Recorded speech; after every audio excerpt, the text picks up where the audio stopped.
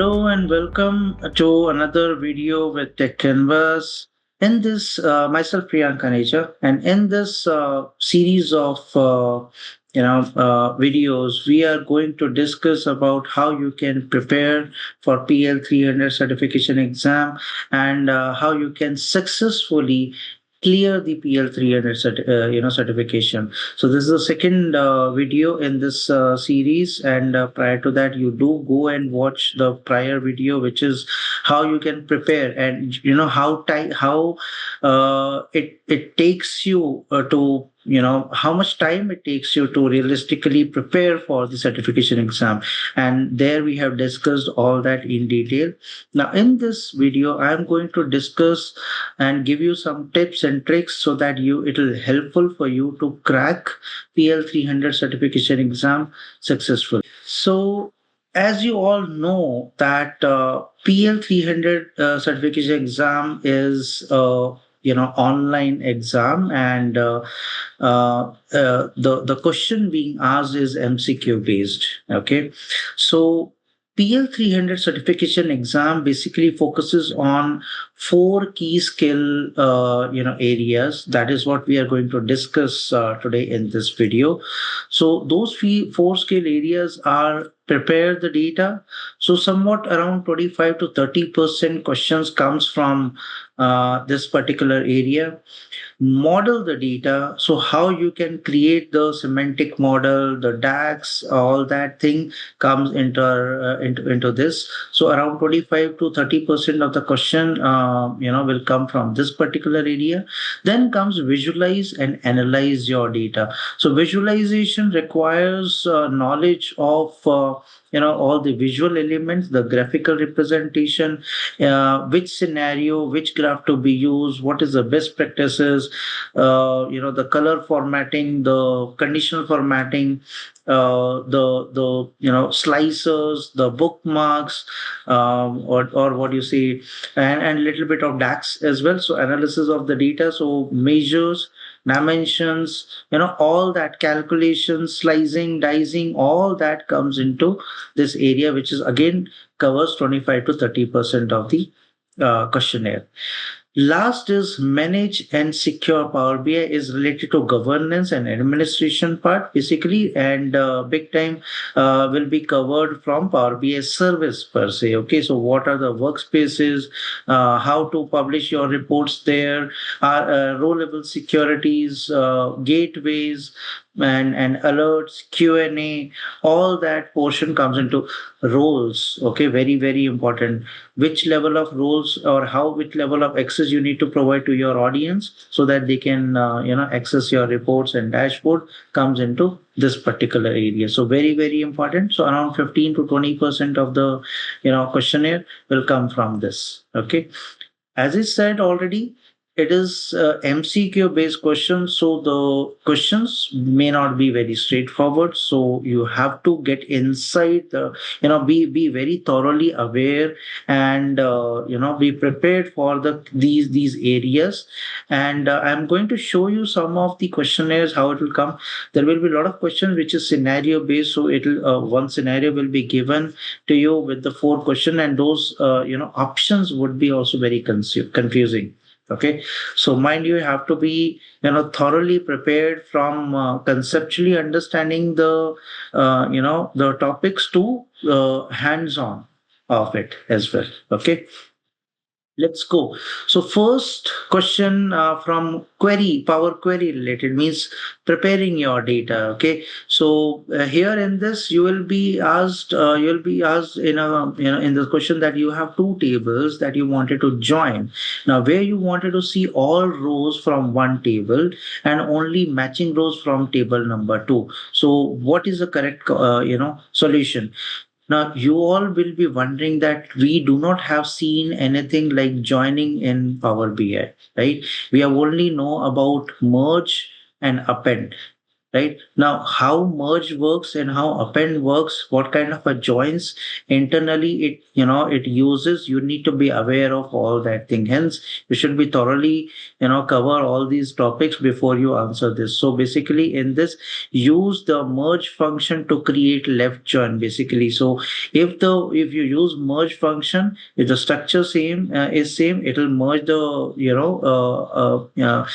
structure, and it'll take the all the rows from the first table, and second table will be only covering the matching rows. So that way it will work. Append is going to do simply append the data, because if the structure is same for both the tables, then only append will work, and it will simply just append the data, complete data, from table number 2 in the first table.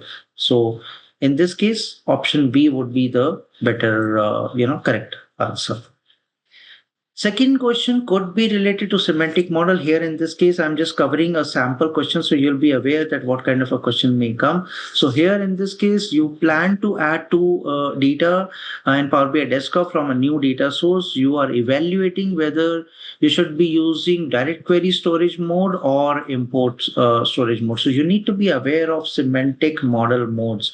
So DirectQuery, import mode, composite mode, what kind of a mode are available in Power BI, and how these are different from each other. What is the pros and cons of each? You need to be aware of before you can answer this kind of a question.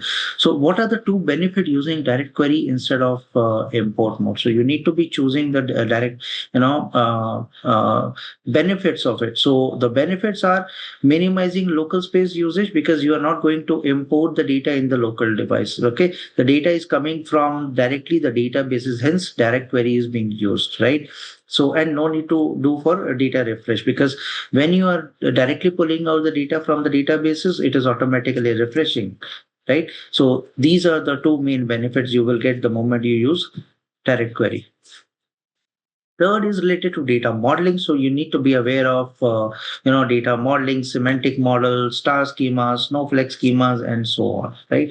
So in this case, you are designing a semantic model and have following tables. So date table, product table, sales table. Name the dimension tables and fact table. Very simple, but only when you are aware of the key concepts, right? So date table and the product table are dimension table, whereas sales table will become your fact table. So if you're aware of all the key concepts behind what is dimension table, what is fact table, then only you'll be able to answer this kind of a questions. DAX. So there will be a lot of questions related to DAX. Somewhat would be asking about the functions. Somewhat would be related to these kind of, entire DAX functions. The formulas written based on the scenario. You need to choose the right formula. Okay. So here in this case, you have a sales table and a date table. So sales contain a measure called total sales. You need to create a measure that calculates the total sales from the equivalent month from the previous year. So same month from the previous year, you need to, find the sales from. Okay. So based on that, you need to identify the correct option and choose. So in this particular case, same period last year will give you the sum of sales for the last year, right? So you can use this option from, which is option B. Okay.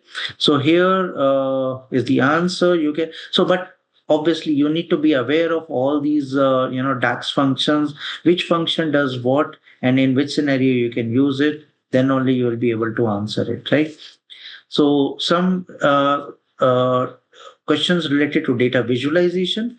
So like here, in a company has seen an increase in sales, but can't really explain why. Okay. So which visual you would use to explain the factor behind the sales? So scatter plot is basically used for depicting the correlation. Tree map and pie chart also is not to explain you the reason behind or what factors behind the increase of the sales. Okay, so it is basically based on using key influencer visual. You can identify this. Key influencer is a new AI inbuilt visual element which is now available in Power BI. So you got to be aware of key influencer, decomposition tree, and Q&A visuals available in Power BI. So this is what it gives you, some more details. So this is how it looks like. So it gives you all these details and factors which is impacting your sales or any other element within which you wanted to analyze in using key influencer. So this is the kind of visual element you will get. So make sure you use these visual before you plan to give exam, because that way it will give you more clarity in terms of what kind of information you will get, right? Next section is related to Power BI desktop versus service. Now, would you use Power BI desktop or Power BI service to create row level security? So we do use row level security in both in desktop as well as in service. But here, the trickiest part is if you see that would you use Power BI desktop or service to create? Now, creation of row level security is basically we create it in desktop and we assign the row level securities, the roles in service. So if we are talking about create, if the question is talking about create, then it has to be desktop. Okay, so the right answer would be desktop. So these kind of a very confusing questions you may get, which looks like very simple, but it is very difficult to identify. But because if you're not going down to understand the key concept of it, very difficult.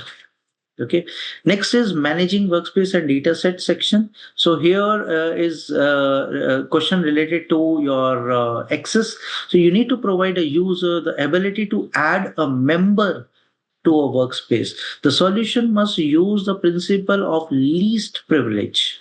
Okay, least privilege, just note it down, least privilege. Which role would you like to assign? Now, to assign a user a member access, you cannot do it using viewer access. You cannot do it using contributor access, because these are the least access. Viewer access will only give you read only access. Contributor can only be edit your report. Member access can add a new member access, and admin also can add new member access. What we need to discuss, we need to keep in mind is least privilege. Now, least privilege in admin and member is basically member. So you need to be choosing member here. Okay, so this is how you can identify. So very, very important to understand this. So I hope these kind of questions will give you much more clarity in terms of what kind of a question you may expect in PL-300 certification exam, and you can prepare well by going through the topics in detail, which we have already discussed in the previous video. So do watch both these videos, which will help you to successfully clear